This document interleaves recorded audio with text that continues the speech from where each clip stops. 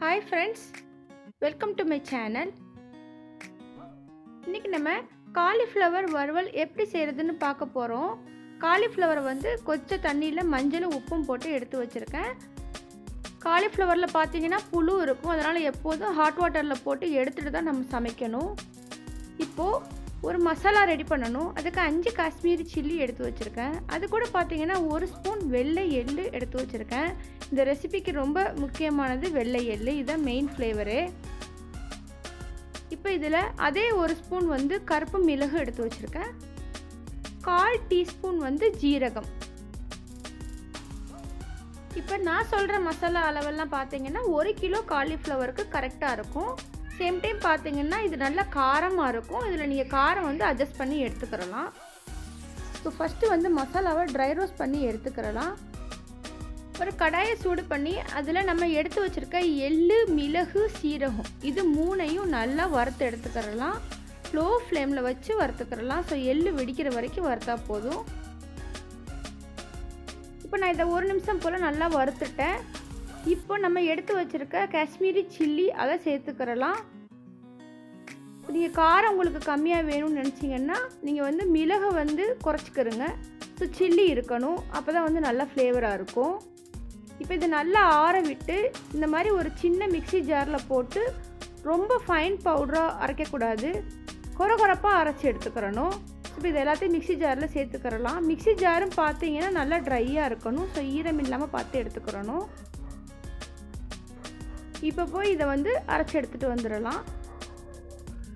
இந்த காலிஃப்ளவர் வறுவல் பார்த்தீங்கன்னா நானே ஒரு சில ஸ்பைசஸ் சேர்த்து இது வந்து ரெடி பண்ணி பார்த்தேன். ஸோ ரொம்பவே நல்லா இருந்தது, அதுதான் உங்களுக்கு ஷேர் பண்ணுறேன். இப்போ பாருங்கள், இந்த மாதிரி ஒரு ஸ்டேஜில் அரைச்சி எடுத்துக்கிறணும். ஸோ ஃபைன் பவுடர் ஆக்கிடக்கூடாது, இந்த மாதிரி தான் இருக்கணும். இப்போ மசாலா ரெடி ஆயிடுச்சு. இப்போ நம்ம காலிஃப்ளவர் வறுவல் வந்து தாளிக்க ஆரம்பிச்சிடலாம்.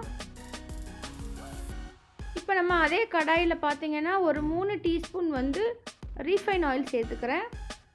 ஆயில் சேர்த்து ஆயில் நல்லா சூடானதுக்கு அப்புறமா 1/2 டீஸ்பூன் கடுகு சேர்த்துக்கிறேன். கடுகு நல்லா பொரியட்டும்.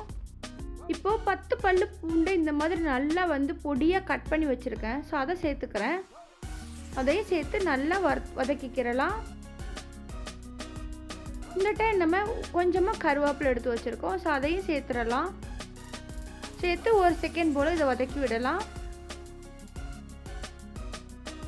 அப்புறம் 2 பெரிய வெங்காயத்தை நீளமாக கட் பண்ணி எடுத்து வச்சுருக்கேன் இந்த மாதிரி. ஸோ அதையும் சேர்த்துக்கிறலாம். இப்போ இதெல்லாம் சேர்த்து நல்லா வதக்கி விடலாம். ஸோ வெங்காயம் பார்த்தீங்கன்னா ரொம்ப கோல்டன் ப்ரௌனில் ஆக வேண்டாம், ஜஸ்ட்டு கலர் சேஞ்ச் ஆனால் போதும். இப்போது வெங்காயம் வதங்குறதுக்காக இதில் ஒரு 3/4 டீஸ்பூன் உப்பு சேர்த்துக்கிறேன். உப்பு சேர்த்து ஒரு 2 நிமிஷம் போல் லோ ஃப்ளேமில் நல்லா வதக்கி விடலாம்.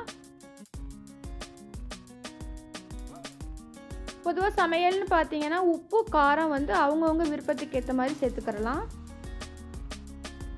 இப்போது வெங்காயம் வந்து இந்த அளவு வதங்கினா போதும். இந்த டைம் நம்ம வேக வச்சு எடுத்து வச்சுருக்க காலிஃப்ளவர் இது கிட்டத்தட்ட பார்த்தீங்கன்னா ஹாஃப் குக் ஆயிடுச்சு. நல்லா கொதிச்ச தண்ணியில் 5 நிமிஷம் போட்டு எடுத்து வச்சுருக்கேன்.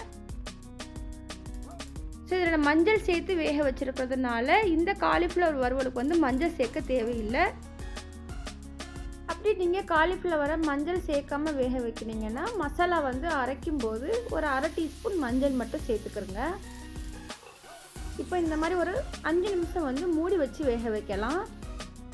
இந்த காலிஃப்ளவர் வறுவல் பார்த்தீங்கன்னா ரைஸ், சப்பாத்தி, அப்புறம் பார்த்தீங்கன்னா வெரைட்டி ரைஸ், அப்புறம் ரசசாதம். ஸோ இந்த மாதிரி எல்லாத்துக்கும் பார்த்தீங்கன்னா சைடிஷாக பெஸ்ட்டாக இருக்கும். இது நல்லா காரமாக இருக்கிறதுனால ஸோ ரொம்பவே ஃப்ளேவராக இருக்கும். ஸோ கண்டிப்பாக எல்லோரும் ட்ரை பண்ணுங்கள். இப்போது காலிஃப்ளவர் நல்லா வெந்துடுச்சு. இப்போ வறுத்து எடுத்து வச்சுருக்க மசாலாவை சேர்த்துக்கிறலாம். மசாலாவை சேர்த்து நல்லா மிக்ஸ் பண்ணி விட்டுட்டு ஒரு 2 நிமிஷம் போல் லோ ஃப்ளேமில் மூடி வச்சு வேக வைக்கலாம். அப்போ தான் மசாலா வந்து காலிஃப்ளவர் உள்ளெல்லாம் போய் நல்லா சேரும். ஸோ நல்லா மிக்ஸ் பண்ணி விட்டுடலாம். என்னோட சேனலை சப்ஸ்கிரைப் பண்ணால் பார்த்துக்கிட்டு இருக்கீங்கன்னா சப்ஸ்கிரைப் பண்ணிவிட்டு பாருங்கள். அப்படியே பக்கத்தில் உள்ள பெல் ஐக்கானையும் கிளிக் பண்ணுங்கள். அப்போ தான் நான் போடுற ஒவ்வொரு வீடியோ உங்களுக்கு நோட்டிஃபிகேஷனாக வரும். உங்களுக்கு இந்த ரெசிபி பிடிச்சிருந்தா லைக் பண்ணுங்கள், ஃபேமிலி அண்ட் ஃப்ரெண்ட்ஸுக்கு ஷேர் பண்ணுங்கள், மறக்காமல் கமெண்ட் பண்ணுங்கள். இப்போ பாருங்கள், சூப்பரான காலிஃப்ளவர் வறுவல் ரெடி ஆயிடுச்சு. ஸோ கண்டிப்பாக ட்ரை பண்ணுங்கள்.